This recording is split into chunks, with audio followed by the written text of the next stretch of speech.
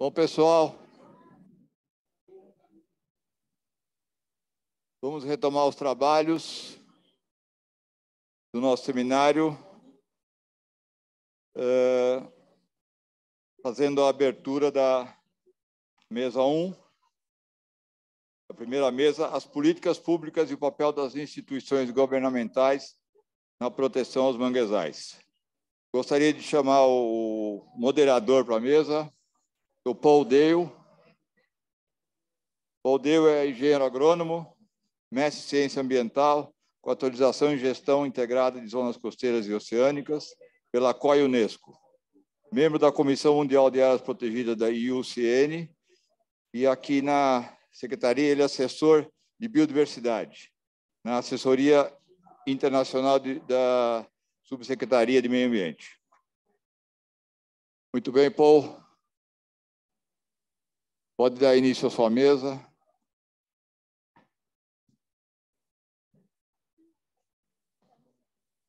E boa sorte.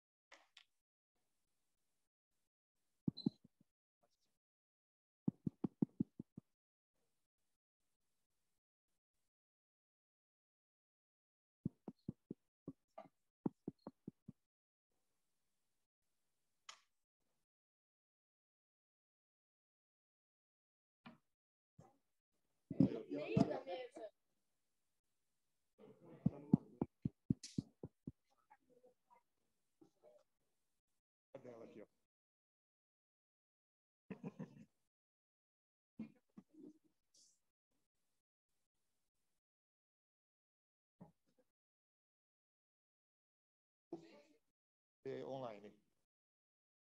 Pronto, aqui, ó.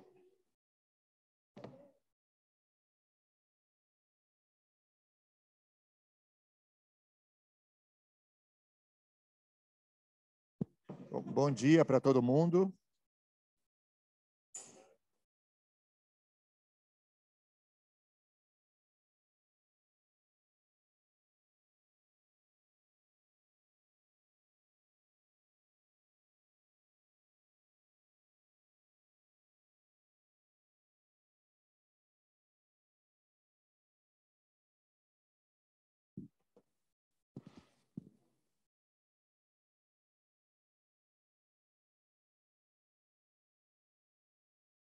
Bom dia para todos. Martins, obrigado pela apresentação aqui. Já estamos com a mesa já montada, tanto a parte presencial. Eu só vou pedir para o Martins, se puder confirmar se a parte virtual também está presente.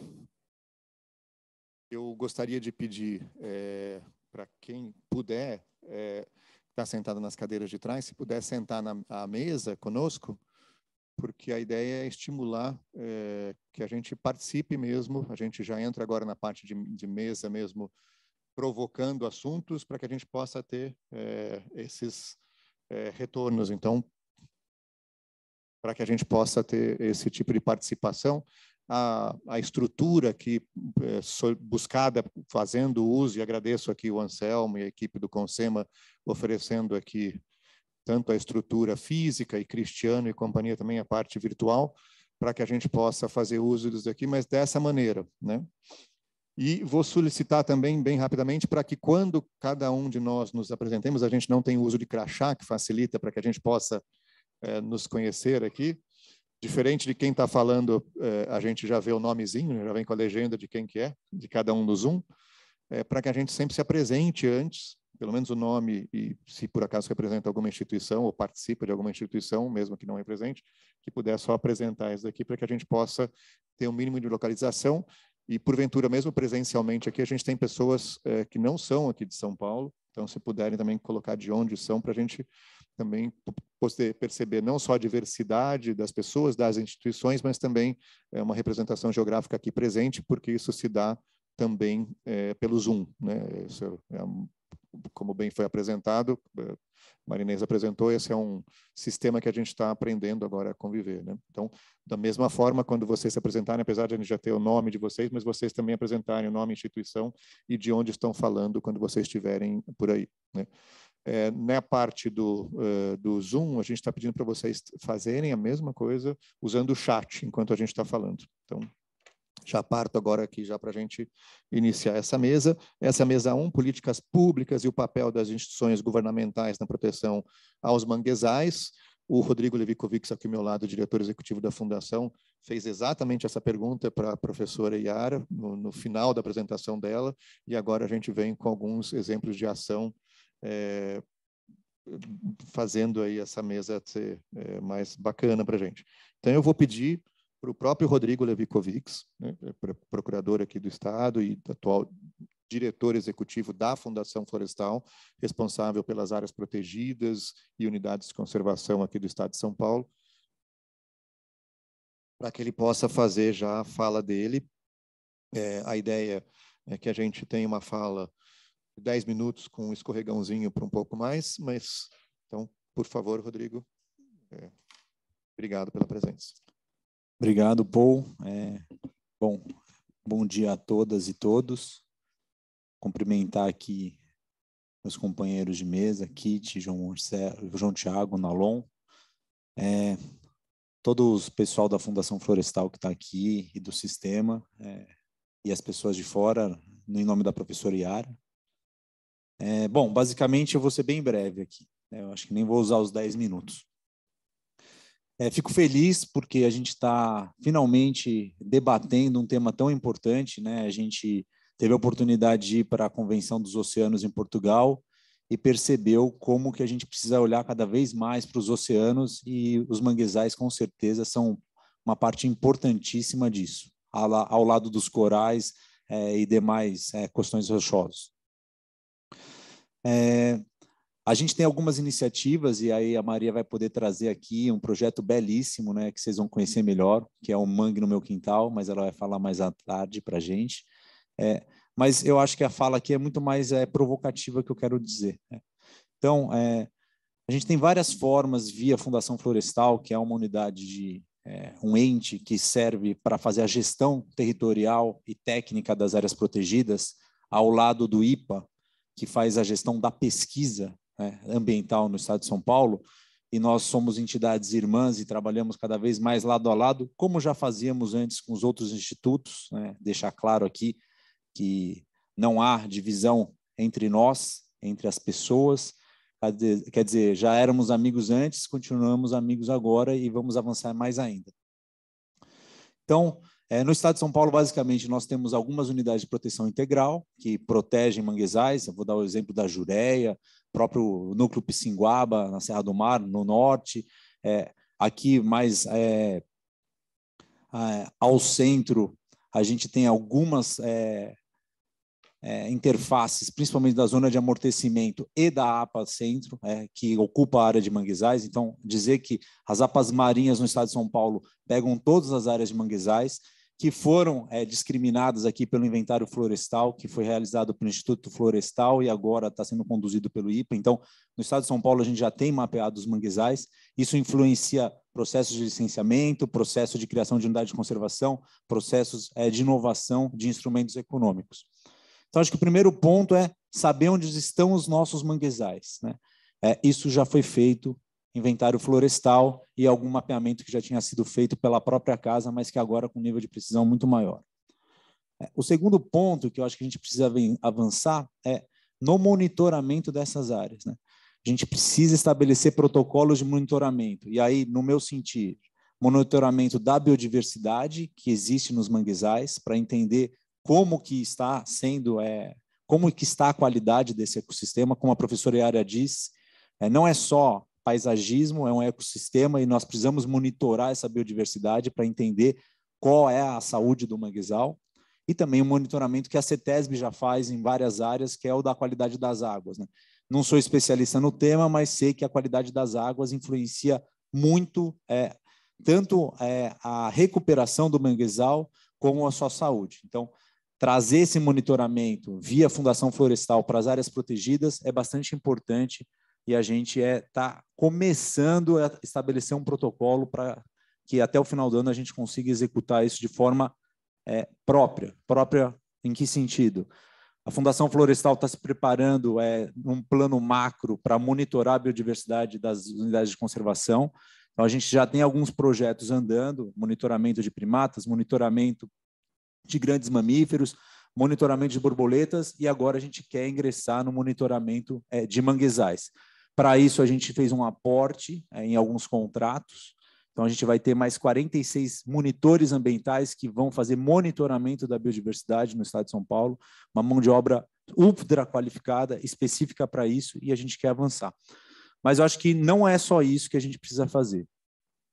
Precisamos retomar a criação de áreas protegidas. A gente sabe que tem várias áreas de manguezais que ainda não gozam de uma proteção como unidade de conservação, apesar de gozarem de uma proteção do Código Florestal, mas acho que a gente quer mais. Uma vez criada uma área protegida, isso se torna quase imutável. A gente vai precisar ter uma mudança na Constituição estadual e uma mudança na Constituição federal para que haja qualquer alteração de unidade de conservação constituída. Então, acho que o Estado tem que avançar. O modelo, me parece que o uso sustentável dessas áreas é muito importante, quer dizer, aliar a população local à conservação da biodiversidade, fazendo com que essas áreas possam ser também fontes econômicas e de inclusão social da população mais carente. Eu acho que é uma estratégia muito importante que a gente tem que olhar. E aqui quero dizer que os planos de manejo contemplaram essa realidade. Então, a gente, no plano de manejo, contém um dispositivo expresso que foi pensado lá atrás, que é a autorização especial para comunidades tradicionais ou ribeirinhas, para que possam tirar dos manguezais seu sustento, né? Uma experiência que foi trazida aqui na Secretaria com Caranguejo-Sá, que agora virou uma normativa por meio dos planos de manejo, né? Claro, olhando sempre para a subsistência, né? E para os mais vulneráveis. Mas eu acho que a gente precisa ir além. E além transformar a restauração dos manguezais como um negócio verde. E o que eu quero dizer isso? A gente falou um pouco de carbono aqui, a gente sabe que os manguezais sequestram muito carbono, mas isso é pouco utilizado ainda, né? No estado de São Paulo, que eu conheça, não tem nenhum projeto de geração de crédito de carbono em larga escala, olhando para os manguezais, né? Mas não só pelo que está de pé hoje em dia, né? Eu acho que a gente tem que atrelar restauração para a geração de crédito de carbono, de modo a instituir um negócio que dê lucro para quem restaura. Acho que a gente tem que dar escala nas coisas. Então, acho que um desafio que a gente também está fazendo algumas modelagens agora e vai incluir os manguezais nisso em que medida projetos de restauração de manguezais vão gerar crédito de carbono para se autopagarem. E mais do que se autopagarem, gerarem riqueza para quem está fazendo essa atividade. Então, atrelar restauração com crédito de carbono me parece um instrumento bastante interessante. Um outro instrumento que eu acho muito interessante são os pagamentos por serviços ambientais. E aí, também ter a capacidade de estruturar um pagamento por serviço ambiental, colocando as comunidades locais, tradicionais, como os beneficiários desse pagamento, me parece uma tarefa bastante importante. E aí a gente tem vários espectros que podem ser remunerados. O conhecimento empírico das pessoas que vivem ao lado dos manguezais, eu acho que talvez ao lado do conhecimento científico sejam os conceitos mais importantes que a gente pode se utilizar para a preservação da biodiversidade. Então, PSA pode servir para remunerar aquela pessoa que nos ajuda a retirar lixo dos manguezais. Remunerar aquela pessoa que nos ajuda a monitorar a biodiversidade dos manguezais. Remunerar aquela pessoa que qualifica outras comunidades ou nos qualifica para ter um olhar próprio sobre os serviços ambientais que os manguezais prestam. Estruturar algo assim, como a gente fez, né? E aqui na Secretaria temos vários PSAs em curso, né? PSA do Jussara, PSA do Mar Sem Lixo, PSA do Conexão Mata Atlântica, mas olhar para os manguezais e conseguir construir um pagamento por serviço ambiental, e aqui eu só estou dando exemplos, tá, gente? Porque acho que a gente definiu um método de trabalho que é ir até as comunidades, entender o que elas sabem fazer e o que elas estão dispostas a fazer e somar isso na gestão pública. Então, estruturar um PSA que olhe para os manguezais, desde a ação de restauração, de proteção, de monitoramento de biodiversidade, de educação ambiental, de intercâmbio cultural, me parece um instrumento bastante interessante, porque a gente consegue despressionar a ocupação do irregular. A gente sabe que a pobreza ela gera degradação ambiental, e uma forma de evitar a degradação ambiental é gerando inclusão social. Então, acho bastante importante. Acho que a gente tem que, e aí eu acho que a Kit vai poder trazer melhor, a gente tem que ter um olhar muito preciso sobre o uso e ocupação do solo, e a CPLA é nosso carro-chefe de planejamento territorial, marinas, onde não tem marinas, onde a gente tem que criar zonas mais restritivas, menos restritivas. Acho que isso não vou entrar, a CPLA vai, acho que, trazer esses dados. Mas eu acho que a partir de hoje a gente consegue colocar na pauta os manguezais, resgatar um trabalho histórico que já foi feito nessa secretaria e que a gente pretende dar maior escala por meio dessas ações iniciais, que são olhar para áreas, para a criação de novas áreas protegidas, efetivamente colocar protocolos de monitoramento de biodiversidade e qualidade de água e inovar na criação de instrumentos econômicos para que o manguezal, além dos serviços ambientais que ele presta e que nos trazem riqueza, ele também consiga ter um novo trampolim para o seu desenvolvimento e para a sua restauração. Então, acho que essas eram as ideias iniciais. Agradeço a oportunidade e fico feliz com o anúncio do nosso secretário Neto, que vamos estruturar aí um programa, conversando com todo mundo aqui na secretaria, olhando tanto os manguezais como os oceanos também. Obrigado.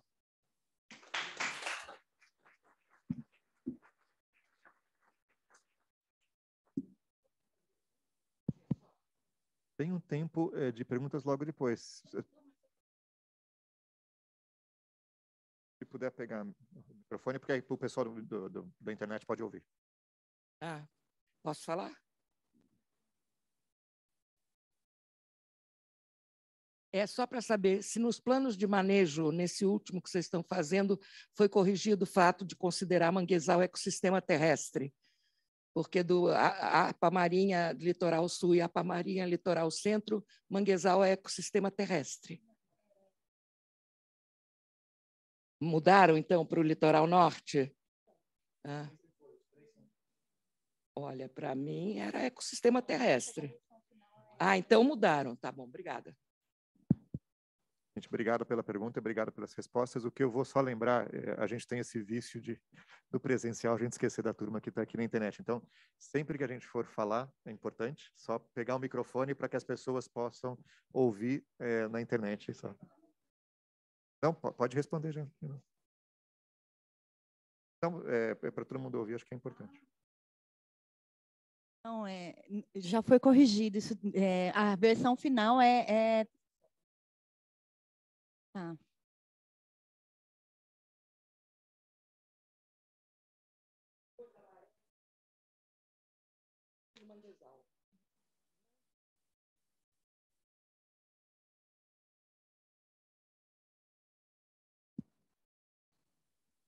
Manguezal é ecossistema marinho no mundo inteiro. Só no estado de São Paulo que ele era terrestre e agora é de transição. Mas no mundo inteiro o manguezal é ecossistema marinho.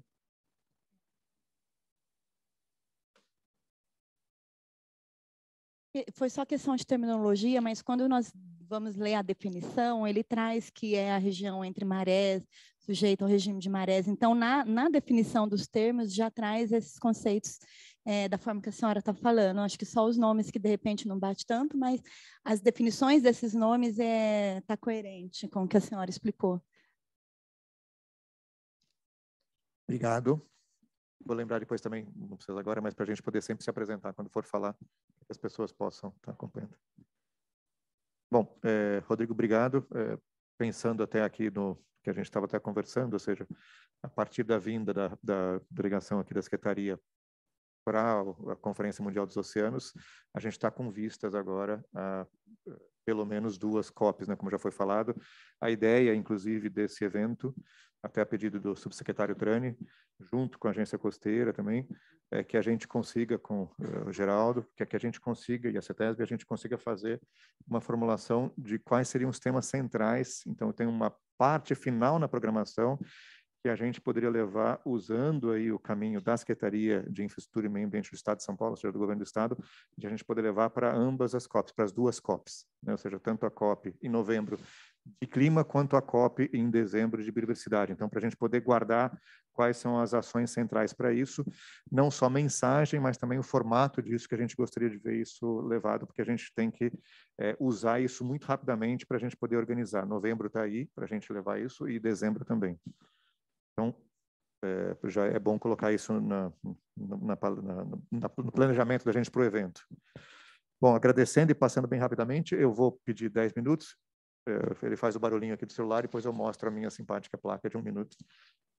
Então, Tiago, representando aqui a Coordenadoria de Biodiversidade e Fiscalização, Fiscalização e Biodiversidade, aqui da Secretaria, representando aqui o coordenador Sérgio Marçom. Por favor, para falar. Na sequência, Cristina Kitt, pela CPLA, e depois Nalon. E já peço, então, para poder fechar essa mesa aqui, o Antônio, que está online, da Secretaria do Patrimônio da União, para a gente ter essa preparação aí na sequência. Então, Tiago, por favor, e muito obrigado por ter vindo aqui. Obrigado, Paul. Um bom dia a todas, a todos. Eu gostaria de cumprimentar todos os presentes aqui na mesa, a todos que estão assistindo virtualmente. Estou representando aqui o nosso coordenador de fiscalização e biodiversidade, o senhor Sérgio Marçom, que por razão de um compromisso externo não pôde estar aqui presente, mas gostaria de falar do papel da Coordenadoria de Fiscalização e Biodiversidade na proteção e recuperação dos manguezais.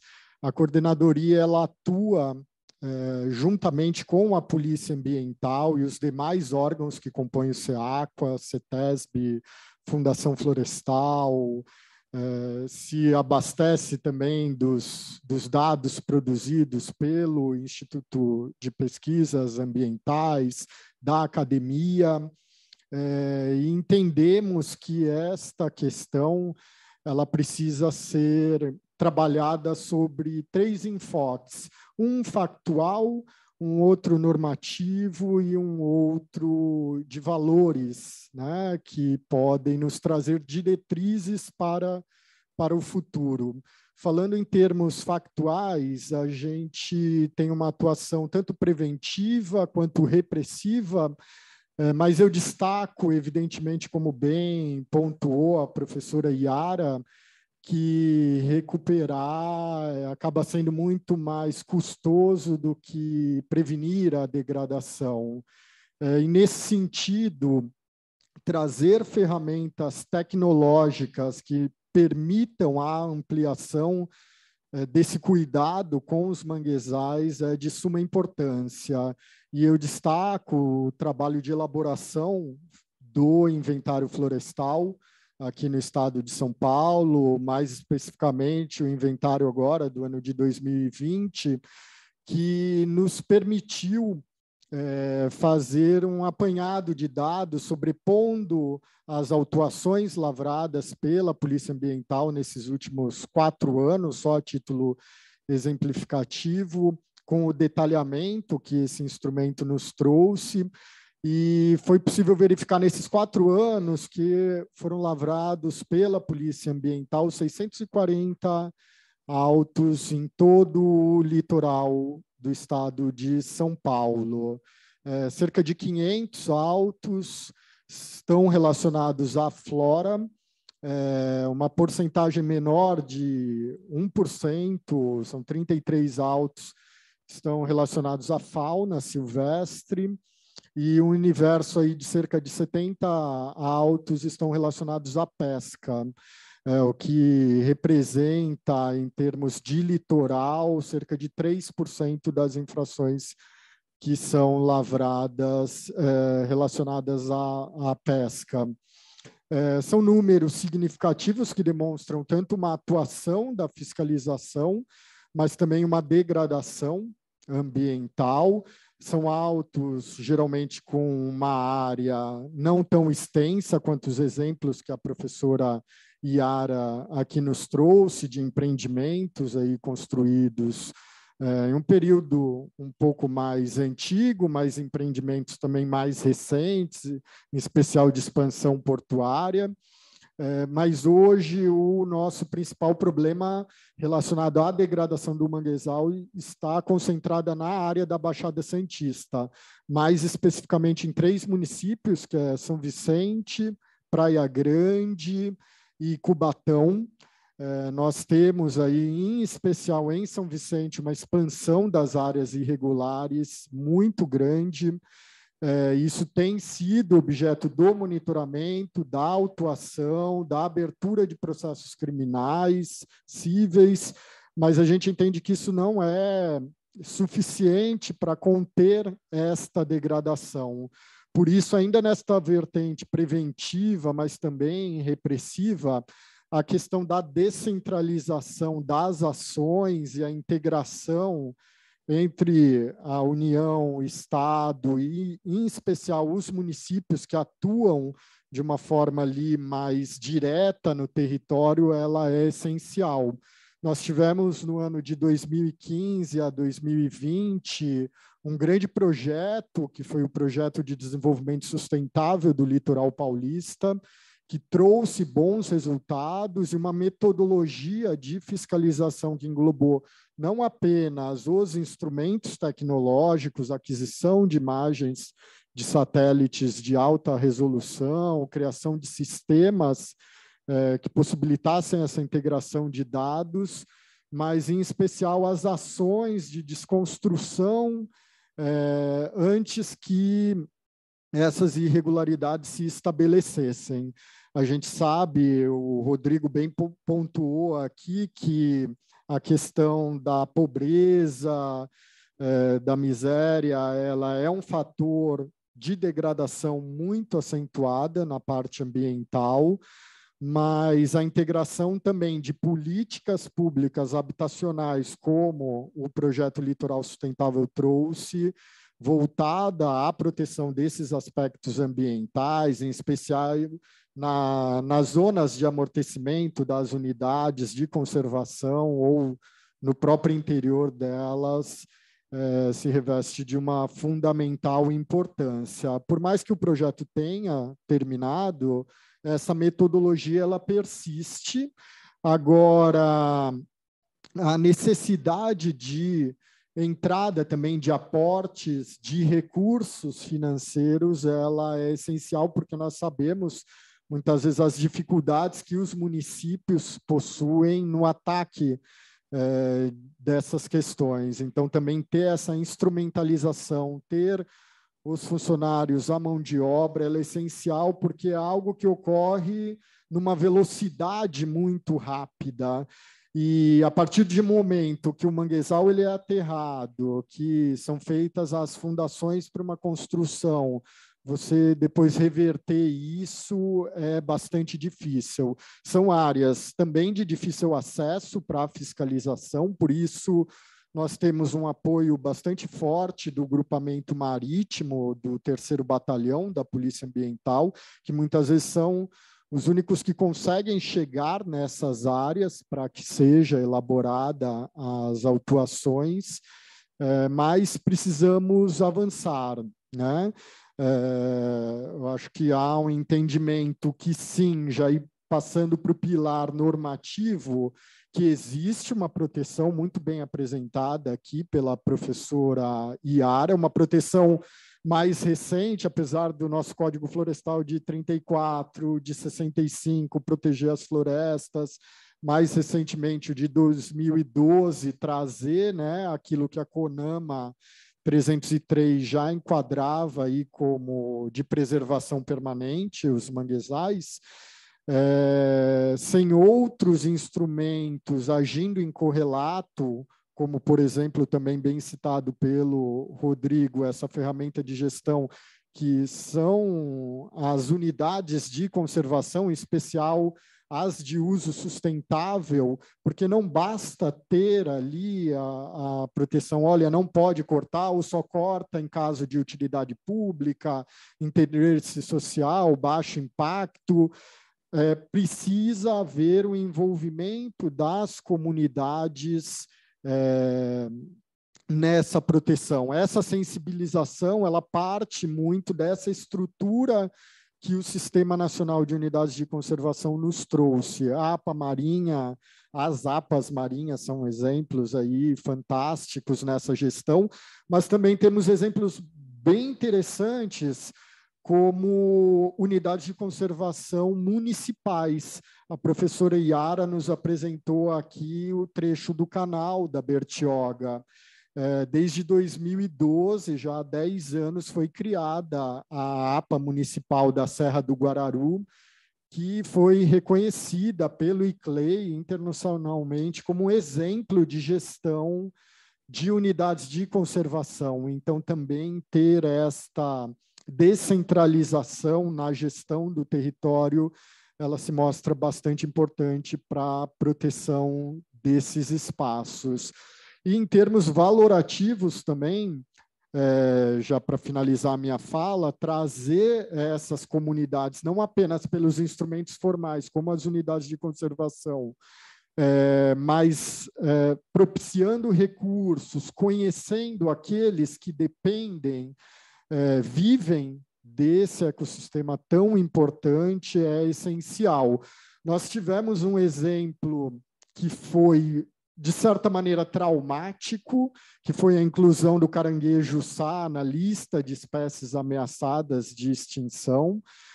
Isso já ocorria desde lá de 1998, mas só especificamente em 2014 que foi dado esse start, que se reconheceu que essa importante espécie do manguezal estaria incluída na lista. Com o auxílio da Assembleia Legislativa do Estado de São Paulo, se abriu uma excepcionalidade de concessão de autorizações excepcionais para os pescadores, tanto do litoral sul quanto do litoral centro do Estado de São Paulo, que eram invisíveis de uma certa maneira para os órgãos públicos, para quem fazia a gestão da pesca. E a concessão dessas autorizações excepcionais nos trouxe a possibilidade de conhecer este universo, possibilitou a realização de pesquisas científicas, mas depois que houve a edição da lista de 2018, que o caranguejo foi retirada, eu acredito que isso se perdeu um pouco. Então, trazer instrumento junto com o poder público federal, em especial, que é quem faz essa gestão da pesca, para essas comunidades que, de uma certa maneira, têm uma relação muito mais forte com o manguezal, também é um importante instrumento para conhecer e fomentar instrumentos de gestão para o aprimoramento, não apenas da fiscalização, mas da preservação desses espaços protegidos. Muito obrigado. Eu fico lá em Santos, na diretoria do Centro Técnico Regional. Qualquer necessidade, por meio da nossa coordenadoria, inclusive para o recebimento de denúncias, a gente vai estar sempre à disposição. Obrigado, Paulo.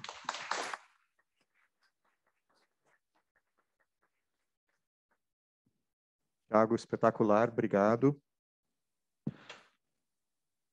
para ver melhor assim. 2 óculos aqui, eu sempre confundo. Obrigado, Thiago. Desculpa, eu cumpri a função chata aqui do tempo, senão o Martins depois reclama comigo aqui. Mas agora eu tenho a honra aqui de chamar a Cristina Maria do Amaral Azevedo, Kit, bióloga, mestre em Ciência Ambiental pela USP, Foi coordenadora de Biodiversidade e Recursos Naturais aqui na CIMA e própria secretária adjunta da própria Secretaria do Meio Ambiente, na época SMA. Atualmente é assessora da Coordenadoria de Planejamento Ambiental, ou seja, a CPLA, aqui nessa função aqui nessa mesa conosco, atuando tanto com o ZE, o Zoneamento Ecológico Econômico do Estado de São Paulo, plano de manejo e gerenciamento costeiro. Então, Kate, obrigado. Obrigada, Paul. Em seu nome, cumprimento todos da mesa e a coordenação desse encontro técnico. Queria primeiro dizer que estou aqui representando o Gil Scatena, coordenador de planejamento ambiental, com quem tenho tido a honra de trabalhar. E queria agradecer muito essa oportunidade, porque reencontrei vários colegas, professora, colegas de trabalho da CETESB, do setor de recuperação de ecossistemas, nos idos de 1990. Então, é um prazer estar aqui com todos aqui, falando dos mesmos problemas que a gente já falava há muito tempo, e vou tentar aqui colocar qual que é a visão da Coordenadoria de Planejamento Ambiental, visão e atribuição com relação à conservação e uso sustentável do mangue.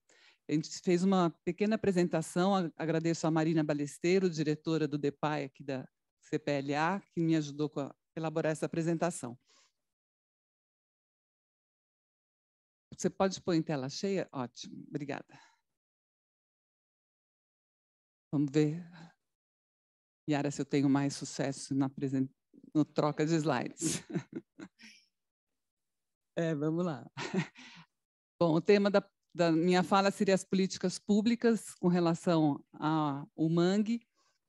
Nós temos aqui esse slide da Zona Costeira Paulista, como a professora Yara já mostrou. Então, a gente tem o litoral paulista setorizado, litoral norte, centro e sul, e toda a região do Vale do Ribeira, ali em azul. A Zona Costeira Paulista, então, ela perfaz mais de 700 quilômetros de linha de costa, abriga a maior parte da Mata Atlântica conservada aqui no estado de São Paulo, e, ao mesmo tempo, abriga uma grande diversidade de atividades. Aqui eu queria só dar uma paradinha, porque acho que a gente colocou, né, a professora Yara colocou de uma maneira muito boa, e acho que vale a pena ser ressaltado aqui, que cada mangue é único, né? Então, cada região do litoral do estado de São Paulo é único. Do mesmo modo, o contexto de ocupação também é particular. Então, a gente tem um desafio muito grande para a conservação e desenvolvimento sustentável, porque as pressões que estão sobre os mangues remanescentes divergem. Não é a mesma que a gente encontra na região de Cananéia, que a gente encontra na Baixada e que a gente encontra no litoral norte. Então, é um desafio para o poder público construir políticas públicas e implantá-las com apoio da sociedade como um todo em diferentes situações.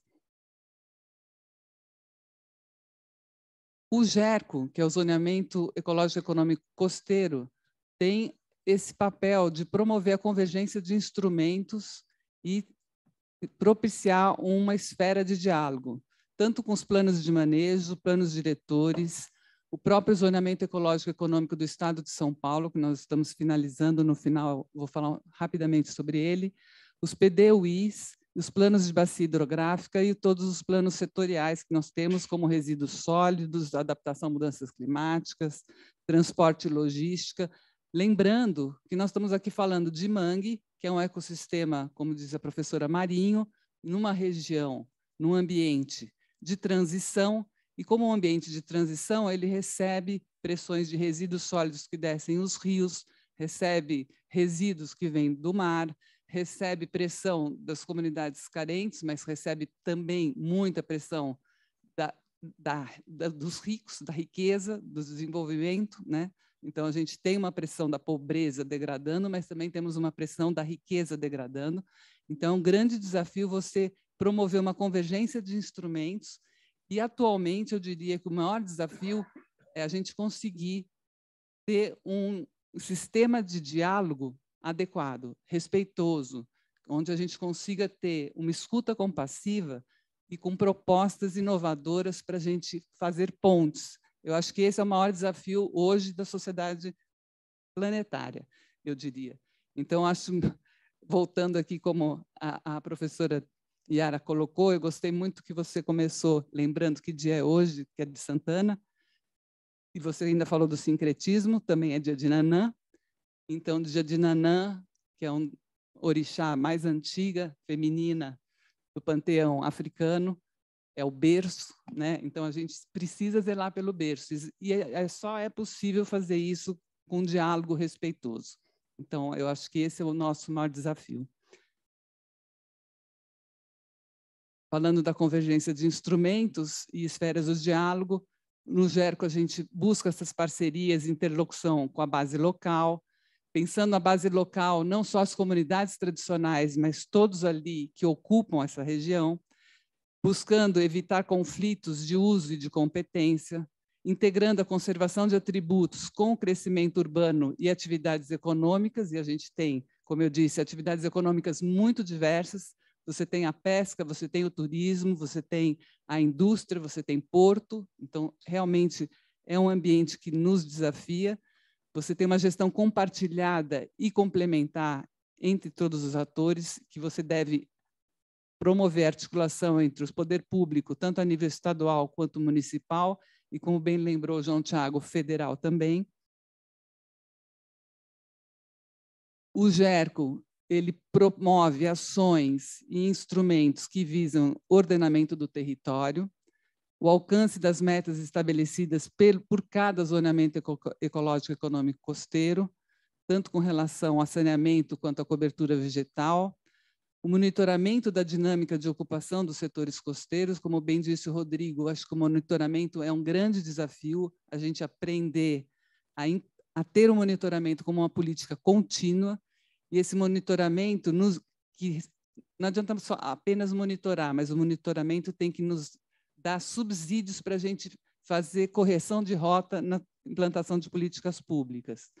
O desenvolvimento sustentável da região e o planejamento e a gestão do território de maneira integrada, descentralizada e participativa. E essa participação tem que ser envolvendo todos os atores. Mais um pouquinho sobre o GERCO. Então, o GERCO tem vários instrumentos para apoiar a sua implantação. O zoneamento ecológico econômico costeiro, a gente tem um portal onde você encontra várias informações que vão subsidiar outras políticas públicas, inclusive municipais. A gente tem o Sistema de Informação e Monitoramento e Controle do GERCO, que é o SINGERCO, na rede do ZE, e várias ações no âmbito do Plano de Ação e Gestão que já está sendo implementado. Sobre o status da implantação do GERCO nos setores costeiros, no litoral norte, como vários de vocês já sabem, o GERCO foi atualizado em 2017, a gente já tem o grupo setorial formado na gestão 21-23, os trabalhos em andamento, com comissões temáticas específicas organizadas, como mudança climática, monitoramento territorial e assuntos estratégicos, e a Baixada Santista, também já temos o grupo setorial bienal 21-23 e estamos desenvolvendo o SINGERCO e o plano de ação e gestão para revisão do zoneamento costeiro a partir do ano que vem. No litoral sul, no Vale do Ribeira, o GERCO está apoiando a elaboração dos planos de manejo e estamos desenvolvendo também o SINGERCO, que é o Sistema de Informação e Monitoramento, tanto no Vale do Ribeira quanto no Complexo Estuarino Lagunar, de Canané e Iguape. Vou passar aqui poucos slides agora só sobre o cruzamento entre os manguezais e os zoneamentos da APA Marinha e do zoneamento ecológico e econômico costeiro para demonstrar como é importante e desafiador a gente ter vários instrumentos sobrepostos de ordenamento territorial. Então, aqui a gente tem a APA, o zoneamento da APA Marinha, os mangues ali, com aquelas manchas roxinhas, que estão em outras unidades de conservação. Aqui eu só estou mapeando a APA. Aqui eu agradeço aqui a Arlete Chorrata, que fez essas figuras, e o Nalon, que fez o inventário florestal, que permitiu que a gente tivesse aqui o mapeamento dos mangues. Aqui na Baixada Santista, Litoral Centro, também a parte da APA Marinha, e o zoneamento costeiro, em roxo as áreas de mangue, e no litoral norte, a APA Marinha, com seus 3 setores, as áreas de mangue. E, por fim, só para a gente relembrar e reforçar essa importância da gente estar trabalhando com os resíduos, então o Plano Estratégico de Monitoramento e Avaliação do Lixo do Mar do Estado de São Paulo, a Coordenadoria de Planejamento Ambiental trabalha fortemente com o PEMALME, junto com o Instituto Oceanográfico, com o professor Turra. Então, a gente tem a meta de fazer o Plano Estadual de Resíduos Sólidos e a construção de um processo de monitoramento e avaliação do lixo do mar. Então, a gente precisa conhecer que lixo é esse, de onde ele está vindo, para daí conseguir fazer um bom programa sobre a diminuição dos resíduos no mar. E o Rodrigo colocou também bastante do PSA, Lixo no Mar, que está sendo um sucesso no litoral norte.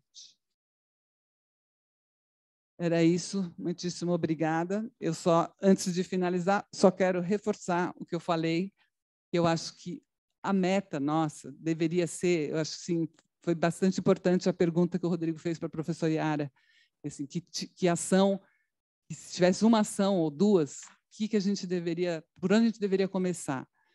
E eu diria, é uma pergunta difícil de responder, né? E a professora respondeu com vontade política. Eu acho que vontade política, sem dúvida, mas eu que estou aqui há muitos anos, né, no Estado e já estive no governo federal, eu acho que nós temos um desafio que é construir o diálogo. Realmente, agora, a gente tem tido dificuldade de conversar até entre nós mesmos.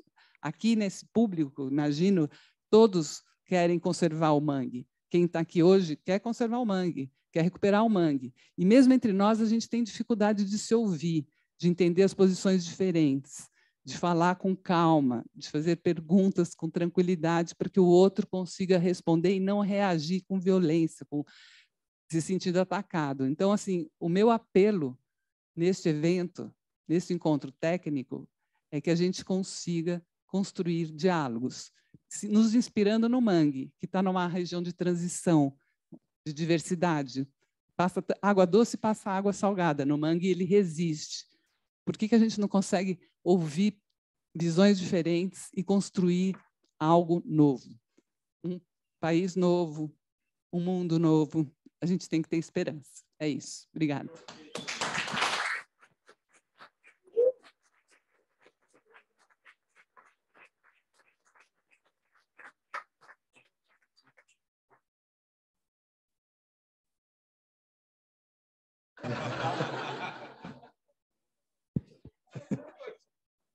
Gente, obrigado, Kit, pela fala e pela conclusão também.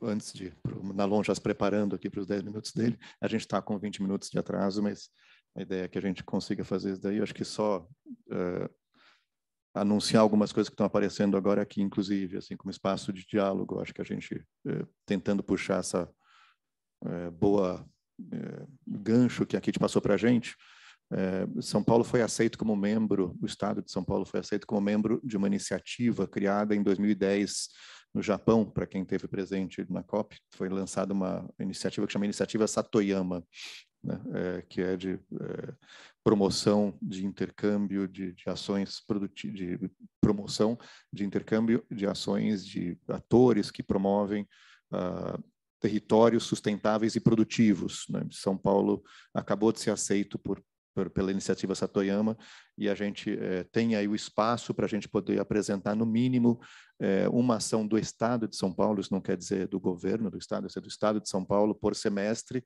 onde a gente consegue espaço para a gente conseguir avaliar isso daí. A outra é que a gente promoveu agora aqui em junho um evento que chama WBio 2022, né? Todo mundo promoveu isso em conjunto, e que eu digo todo mundo é todo mundo mesmo, porque esse evento foi promovido pelo próprio secretariado da própria convenção, né?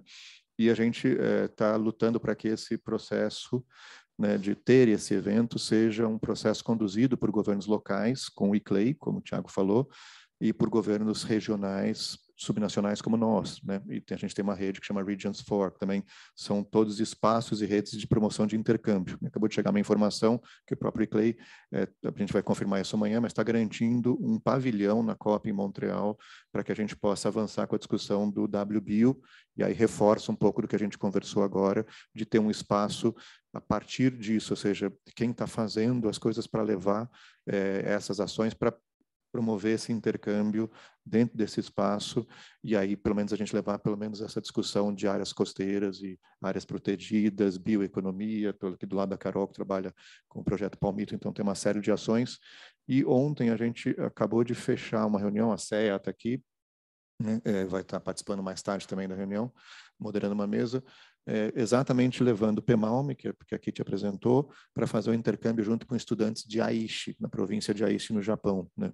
A gente está indo para o segundo ano, o primeiro ano foi em cima de lixo no mar, a gente levou como um caso bastante grande, não só o PEMALME, a Joana está aqui, o Rodrigo está aqui, também o PSA, né, Mar Sem Lixo, me corrijam o nome se eu estiver errado, por favor, mas para a gente conseguir levar isso daí, foi bastante interessante, que esse ano agora a gente entrou até com a UNO, com a Universidade das Nações Unidas, sugerindo um tema que foi aceito para a gente trabalhar com restauração de ambientes costeiros e marinhos, né? Então a gente vai ter a abertura agora do edital para chamar, aí está abrindo hoje lá no Japão para os 5 pessoas que participam de lá, e a CEA vai coordenar isso agora para a gente abrir, mas a gente gostaria muito de ter o apoio da USP para a gente poder, e outros parceiros agora para a gente poder selecionar e a gente dar ganho para isso. O TUA também está participando com isso, o secretariado da convenção também. Vocês têm um espaço de diálogo para a gente poder amarrar isso melhor, né? E aí, agora como base para a gente poder avançar, eu agradeço o Rodrigo por ter chamado, inclusive, essa participação do IPA aqui desse jeito que está sendo agora, o Nalon idem, né? Então, eu tenho uma super honra de estar chamando aqui o Marco Nalon, né, diretor aqui do IPA, do Instituto de Pesquisas Ambientais, e está junto com a Natália Ivanauskas, mas que o Nalon vai poder explicar melhor, mas ela está numa banca, ela não vai conseguir estar conosco. Então, o Nalon vai ter esse sincretismo aí de poder representar tanto a Natália quanto ele mesmo na fala deles. Então, boa sorte. Aí eu vou marcar o tempo. Não vale 2 pessoas, não é 20 minutos, é 10 minutos. Um abraço, de sorte. Obrigado. Bom dia a todos, todas. Falar pela Natália vai ser bem difícil, não vou negociar. Mas ela deve estar lá falando, não fala isso, aquilo. Bom, amigos, eu estou aqui representando o Instituto de Pesquisas Ambientais. Na verdade, eu sou diretor do Departamento Técnico-Científico, né? O Marcelo Sodré, que é o coordenador. Senão acaba sobrando tudo para mim. Falaram que você é diretor, vai tudo. Bom, acho que brilhantemente foi tudo que eu tinha aqui em mente também para falar na questão qualitativa, das questões que foram abordadas aqui de pressão sobre o mangue, as questões sociais, os instrumentos, né? Foi bem colocado por todos os colegas já aqui. E o que eu trouxe mais é uma visão, ou talvez quantitativa, né? Um instrumento que é importante. Pode, né?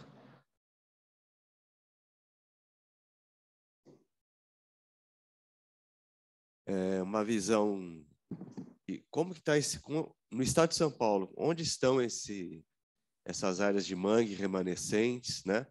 Qual é a distribuição deles, a quantificação. Acho que isso é um trabalho com um projeto que a gente desenvolve desde das origens do Instituto Florestal e damos continuidade agora no IPA, que é o inventário da vegetação nativa do estado de São Paulo. E, então, acho que um primeiro instrumento, se vamos defender, temos que saber onde é que eles estão, né? Nossos objetos de defesa, e a partir daí a gente traçar as estratégias. A edição mais nova, que foi lançada, na verdade, já em 2020, 2021, e a publicação saiu agora recentemente, está disponível, né? Os dados que eu vou colocar aqui estão todos disponíveis para acesso. Mostram, eu fiz um pequeno histórico de como é que o mangue aparece nos nossos mapeamentos, como é que ele está distribuído e protegido no estado de São Paulo. Vocês podem ver que são 690 áreas mapeadas, ele representa pouco em relação à vegetação nativa do estado, porque a própria distribuição geográfica dele assim coloca, né, 0,1% do território. Mas se notarem na tabela de evolução dos mapeamentos, em 1991, foi o primeiro mapeamento onde o mangue apareceu no mapa de escala estadual. Mapeamentos anteriores das outras décadas era só a parte de floresta e áreas campestres tão desprezadas quanto as áreas costeiras.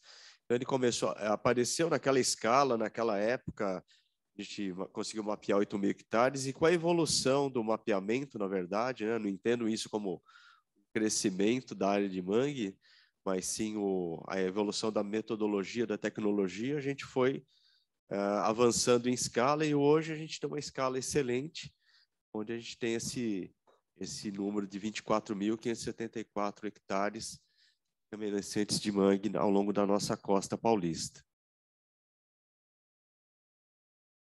Para ter uma ideia também da distribuição e dar uma ideia inicial também da questão da governança, né? Quando a gente fala vamos proteger o mangue, isso vai desde lá do município até a esfera federal. Então, é o discurso que a gente tem ouvido muito aqui, como é que a gente integra tudo isso, como é que a gente une esforços. Então, se a gente olhar do ponto de vista das unidades de gerenciamento de recursos hídricos, a gente tem a distribuição acima, tem uma concentração grande dos remanescentes ainda no Vale do Ribeira e Baixada Santista, e Litoral Norte numa proporção bem menor, né? Questão da proteção. Eu separei unidades de proteção integral e uso sustentável.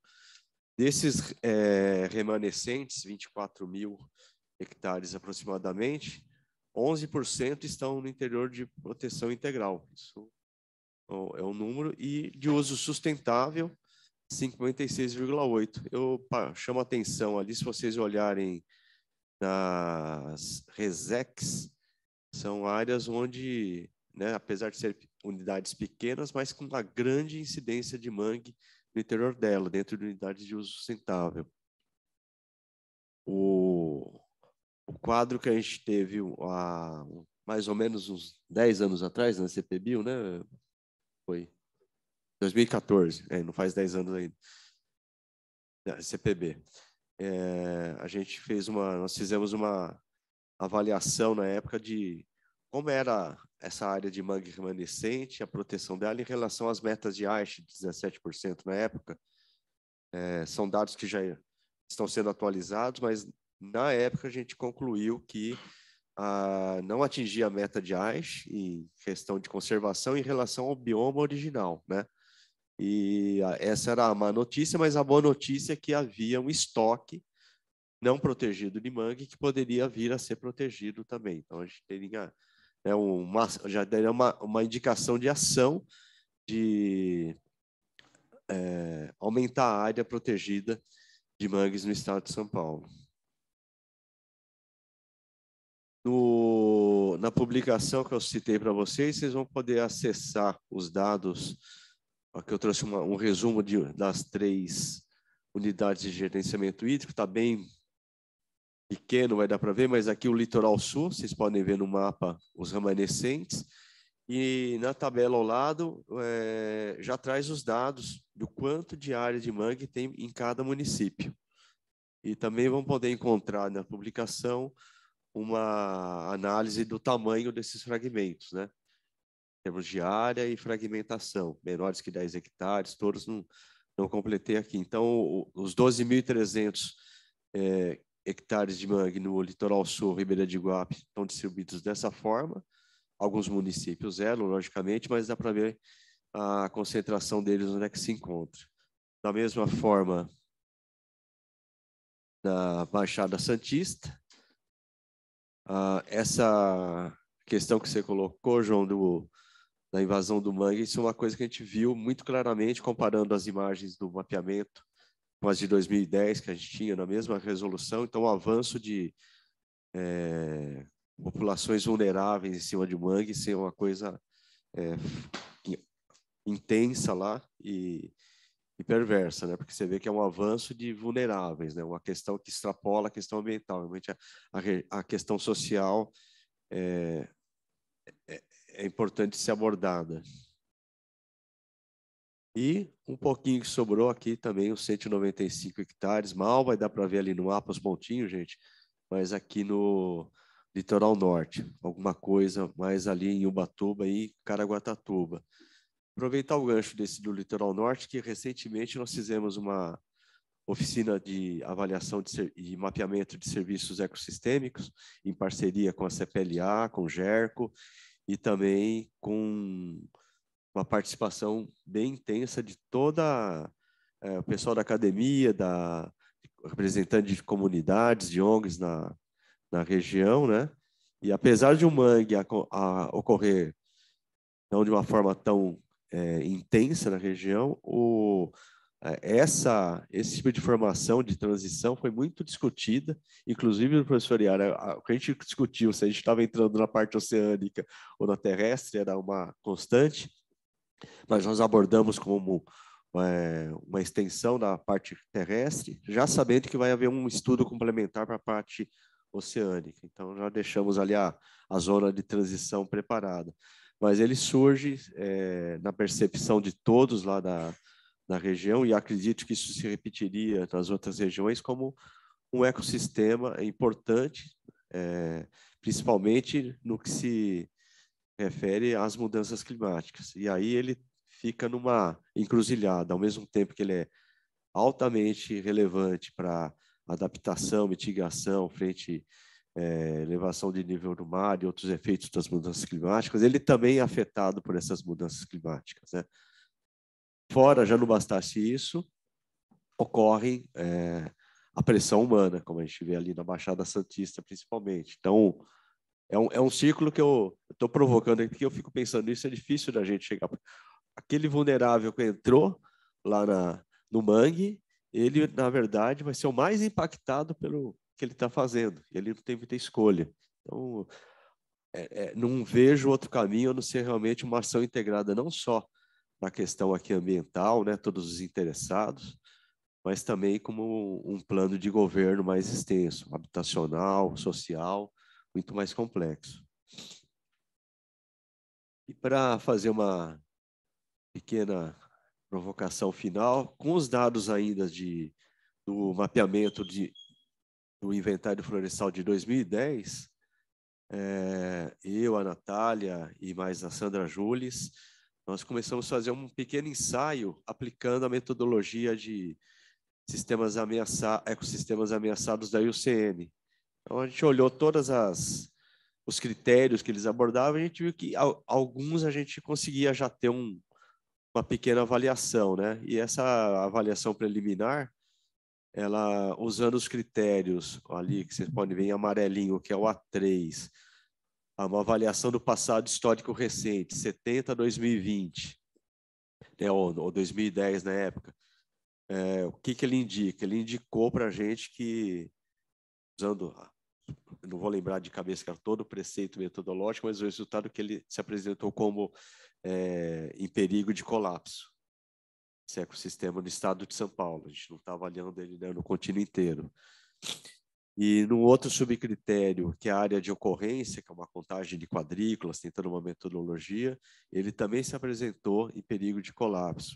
E quando a gente olhou um pouco, olhando o A1, que é o passado histórico, o passado histórico de 70, na verdade, a gente tentou fazer a dificuldade para o mangue que a gente tem agora, a gente está tentando solucionar, é chegar no número mais preciso possível da área de ocorrência original dele. Nós temos alguns indicativos nos mapeamentos de regiões fitoecológicas do Radam Brasil, mas eles não são tão precisos. Então, o que a gente está fazendo agora é um estudo de regressão em cima dos mapeamentos, em cima das grandes áreas urbanas que a gente sabe que cresceram, em cima de mangues, né, algumas infraestruturas. Então, nós estamos chegando a um número um pouquinho melhor, mas a estimativa que a gente teve na época é de 54,8, desde 1500, a gente havia perdido, né? A gente estaria com metade da ocorrência original, mas ainda é um número a ser avaliado agora com os dados de 2020, vai permitir ter uma série histórica mais precisa. Então, mas de qualquer forma, ele já dá um indicativo que é um ecossistema que requer atenção, né? Se a gente fosse se apoiar simplesmente nesse resultado, dois resultados indicando que ele é em perigo, esse é o que prevaleceria. Bom, para finalizar aqui, os dados, todos que eu apresentei, eles estão aqui disponíveis no Datagel, os arquivos digitais originais do mapeamento, né? A própria publicação. E deixa eu ver se tem mais alguma anotação aqui. E é isso, gente, que eu queria trazer para vocês, mais um retrato quantitativo. O qualitativo eu não vou repetir. Eu corroboro, assino embaixo, tudo que foi dito aqui com os colegas, né? Principalmente nessa questão, acho que surgiu também no Litoral Norte, que é do etnoconhecimento das comunidades tradicionais. Ali foi bem forte, né, a necessidade de discutir o assunto. A gente nem tinha levado essa proposta inicialmente e a próprio grupo local trouxe o assunto à tona e foi muito gratificante, porque acabou surgindo também o próprio questão de etnoconhecimento, sociobiodiversidade como um serviço ecossistêmico crítico na percepção de todos. É isso. Obrigado.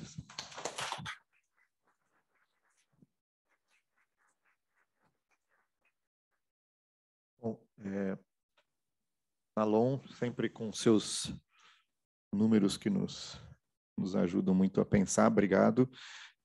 Queria agradecer quem não está aqui, mas está operando toda a parte do Zoom, a Alessandra, da Agência Costeira. Alessandra, obrigado. E ela informou que a Natália entrou agora, eu não estava acompanhando. A gente está sem tempo, mas, Natália, você quer pelo menos dar uma palavra final assim, para a gente poder fechar aí isso daqui? Natália, você está conosco?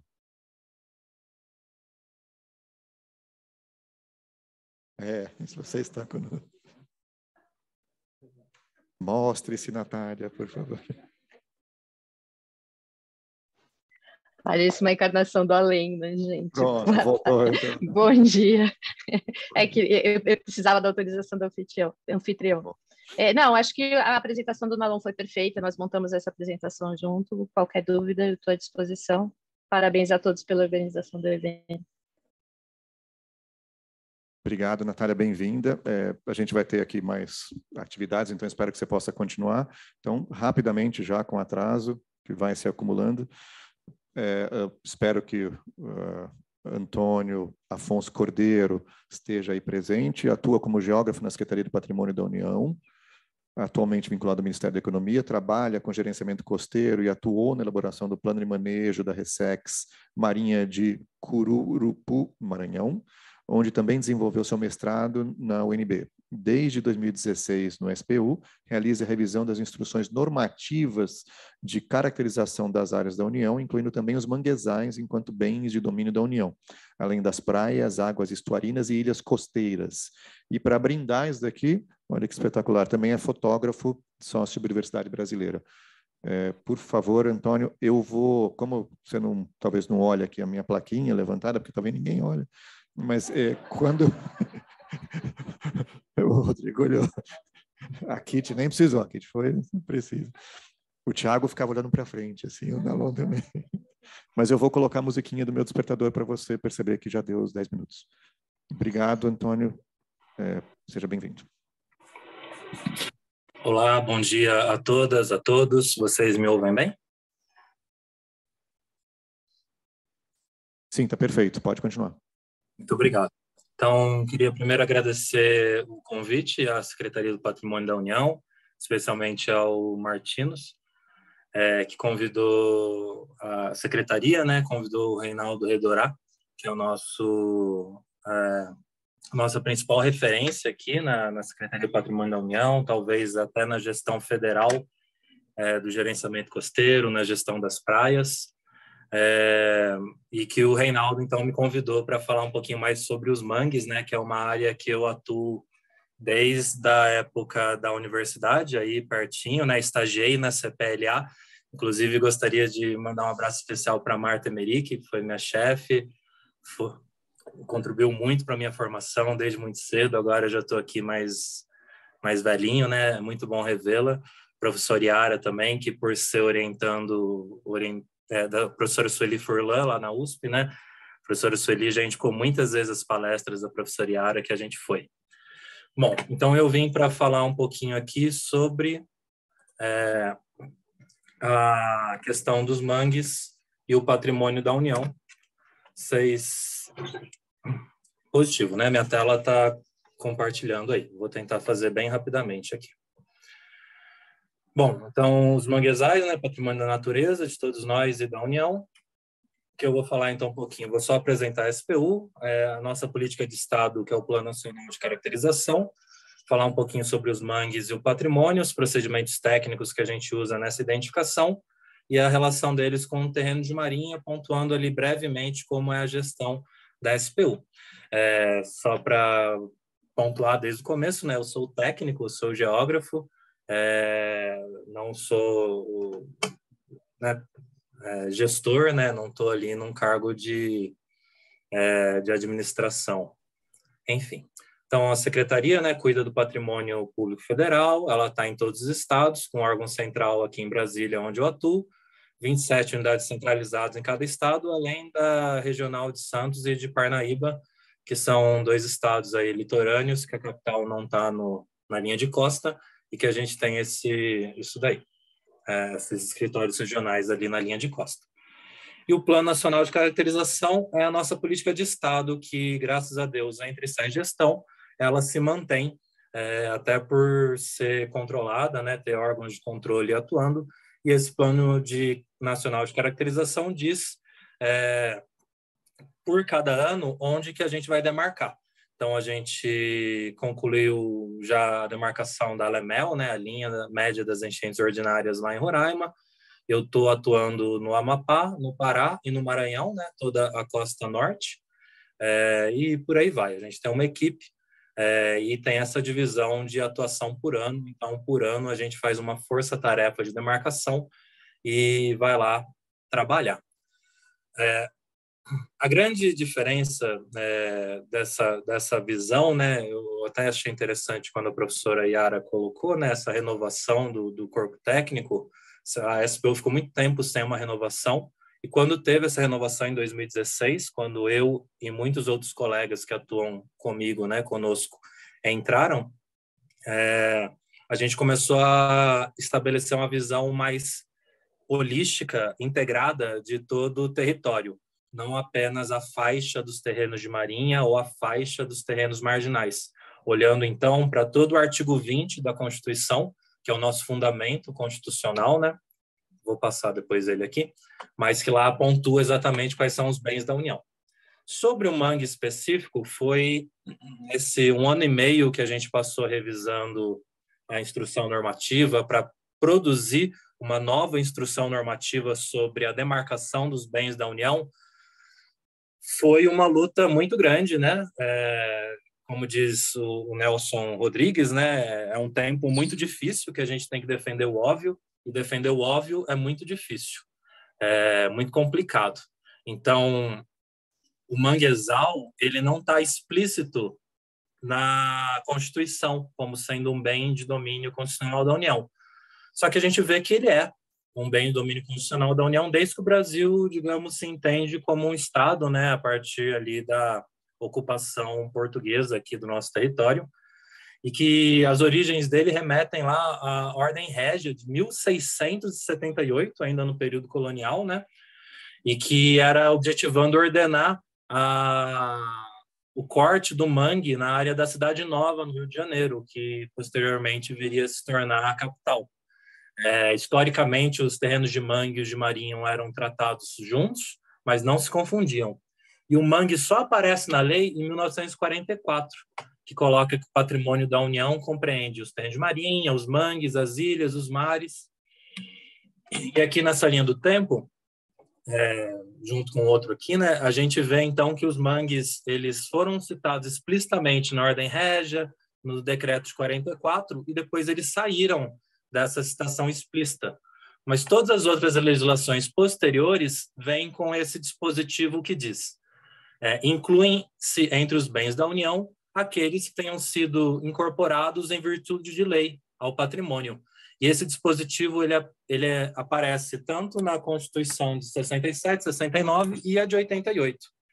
Então, os mangues, a gente construiu esse entendimento e conseguiu convencer todo mundo que era necessário ser convencido. Foi muito difícil, um trabalho em grupo, coletivo, dos nossos técnicos, muita reunião explicando, até mesmo argumentações de tipo, se tirar vai dar repercussão, pessoal ambientalista, porque a SPU, ela trabalha com as políticas patrimoniais, né?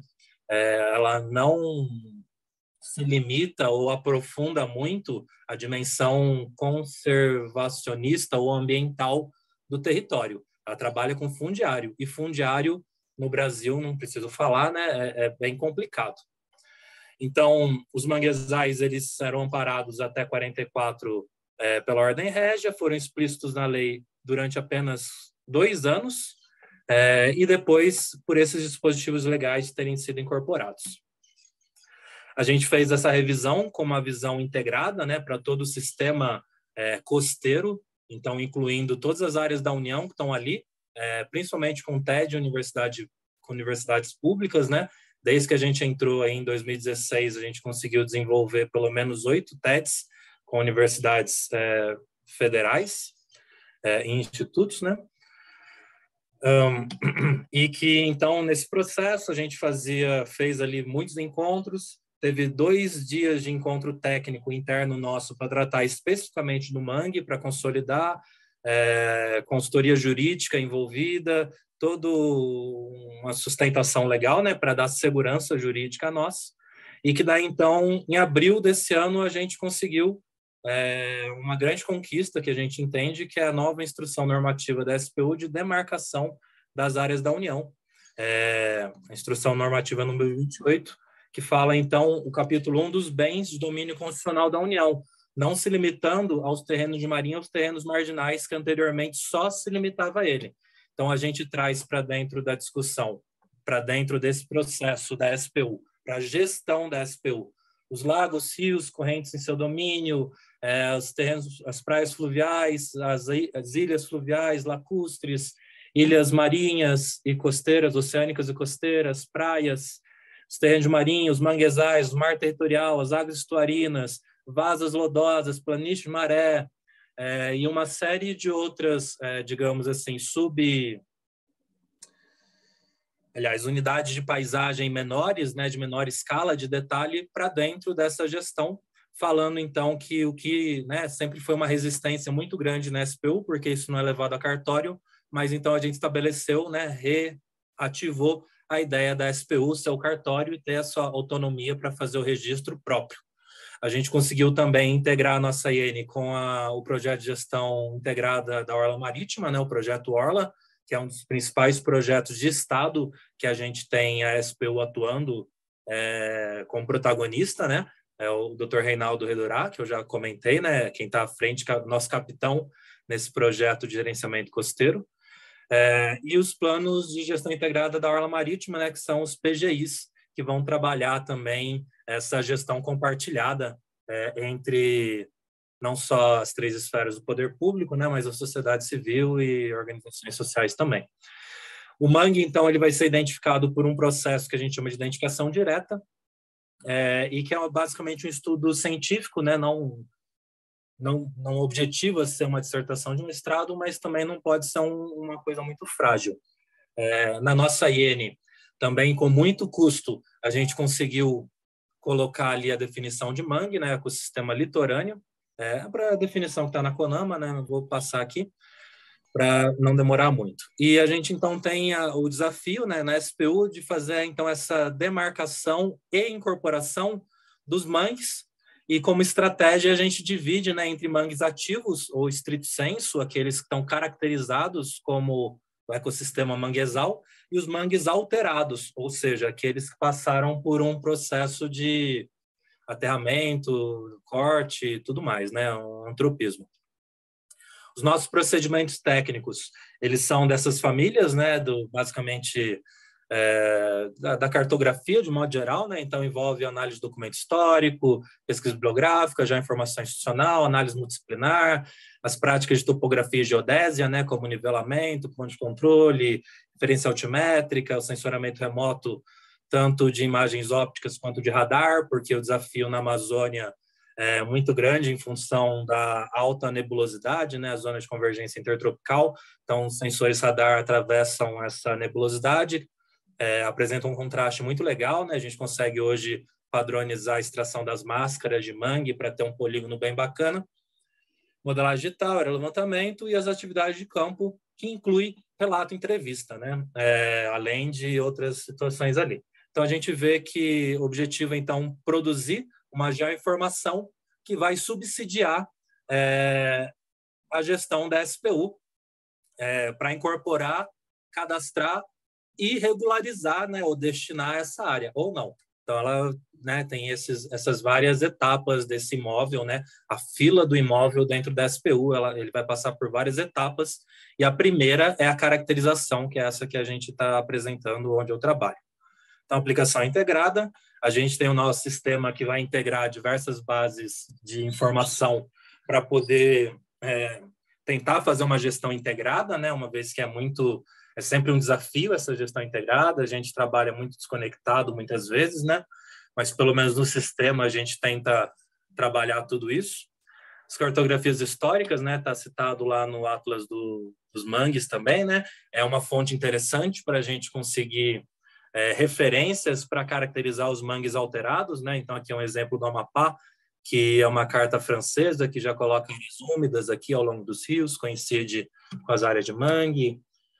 As cartas do Atlas do Brasil, que tem um detalhe sempre para a capital do estado, e que daí nesse detalhezinho da capital do estado aqui ele coloca os terrenos de mangue também, junto com a ocupação, que é Macapá.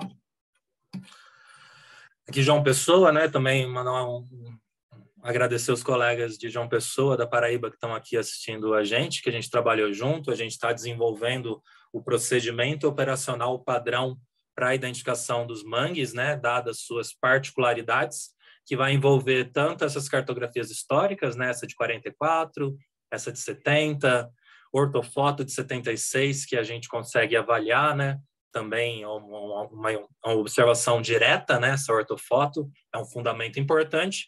E para as áreas caracterizadas também a gente vai incluir as perfurações de sondagem, análise granulométrica de perfil de solo, porque ultrapassando o aterro a gente tem uma prova bem objetiva, né, uma prova assim, científica bem sólida desse terreno típico do mangue, né, rico em matéria orgânica, de coloração escura, enfim, vai ter o terreno típico lá. Bom, então as informações institucionais, a gente também usa o Atlas do Mangue, sempre, né, as cartas SAL também são utilizadas, as vistorias de campo, né, então a gente tem feito bastante também, principalmente no Amapá e no Maranhão, onde eu tenho atuado mais, das áreas de maré, né, e a gente vê que tudo isso é feito para atingir uma população que vai estar lá na ponta, né? Então, aqui tem alguns exemplos de cais, de portos, né? Na beira ali, na área da União, que eram mangues ou espelho d'água ou terreno de marinha,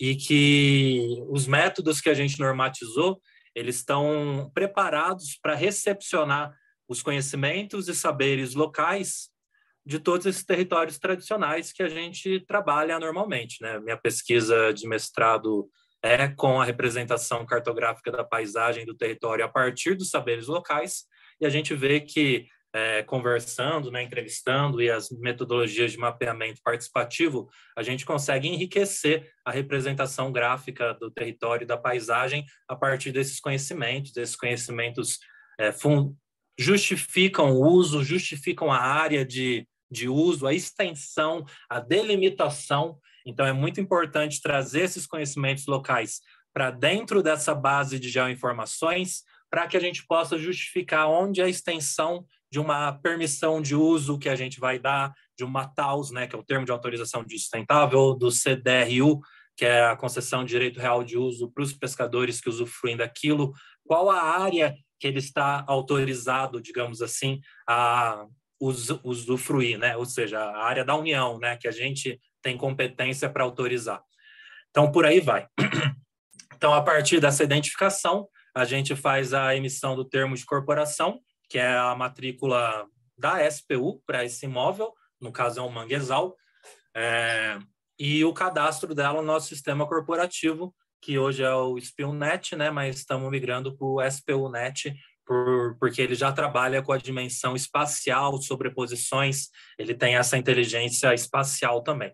Nosso cadastro atual, né, que o antigo, ele é só tabular.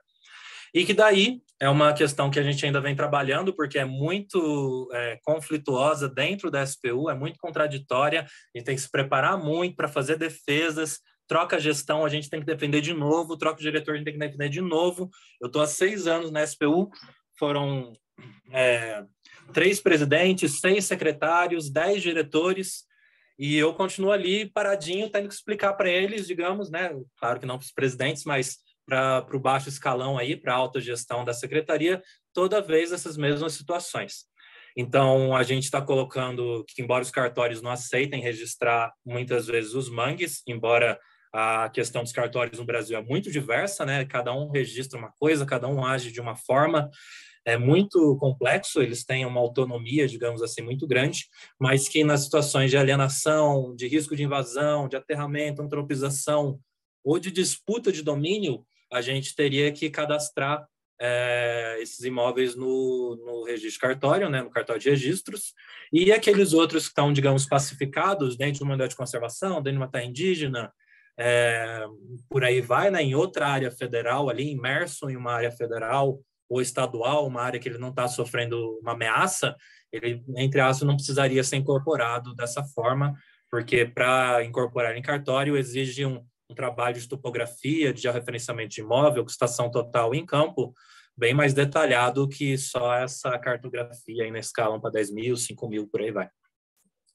E que daí, então, após a incorporação, tem aí 20, 30 destinações possíveis, de acordo com as pessoas que ocupam ali, lembrando sempre que qualquer destinação, qualquer regularização ou qualquer pessoa que ocupe essa área da União, ela vai estar sujeita às legislações ambientais, às legislações estaduais, inclusive a SPU, né, como corresponsável por fazer a fiscalização, a proteção desses ambientes. Então, aqui só para concluir, não quero passar muito, fiz só uma sobreposição de algumas LPMs, né, a linha do pré-mar médio, com o Atlas do Manguezal. Aqui no caso de São Luís é o único que é o Atlas da sensibilidade ao óleo, né, carta sal, mas mostra que o mangue e a linha do pré-mar, eles têm uma relação direta, mas não se confundem. Eles têm uma diferençazinha, por quê? Porque são métodos diferentes, datas diferentes e por aí vai, né? Impossível eles casarem idealmente. Mas a gente observa que, por exemplo, aqui provavelmente vai ter mangues aterrados, né? Eu sei que sim, é São Luís, mas aqui a gente identifica que teriam os mangues aterrados que teriam que fazer parte. Aqui também, ó, esse aterro aqui da Bacanga, também é uma dessas áreas.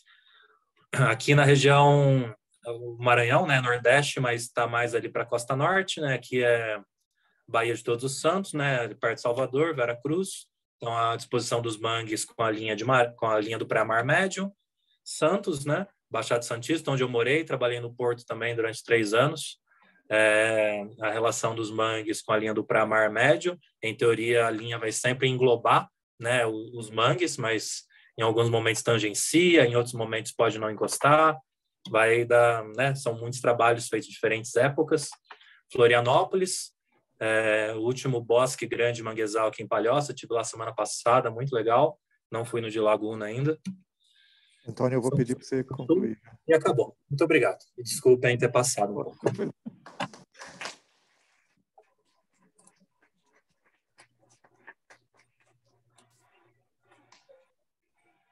A gente ensaiou aqui. De novo, obrigado. Parabéns pelo trabalho. Acho que todo mundo aqui, estou vendo até um pouco das perguntas que dá para ver aqui no chat também, estão bem interessantes. Nós estamos agora com um atraso bem grande, e aí a minha pergunta é o que a gente faz? A gente junta as perguntas para o final, com o risco de perder um outro palestrante aqui para responder, ou vocês podem ficar até o final aqui dessas... Não, da manhã, agora.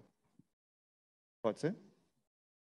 Então, podemos já deixar as perguntas. O Geraldo, acho que vai moderar a próxima mesa, é isso, Geraldo? Sim, então você já pode juntar as perguntas. Alessandra, se puder passar para o Martins de novo as perguntas dessa mesa agora, para o Martins passa para o Geraldo, se você tiver já para o Geraldo.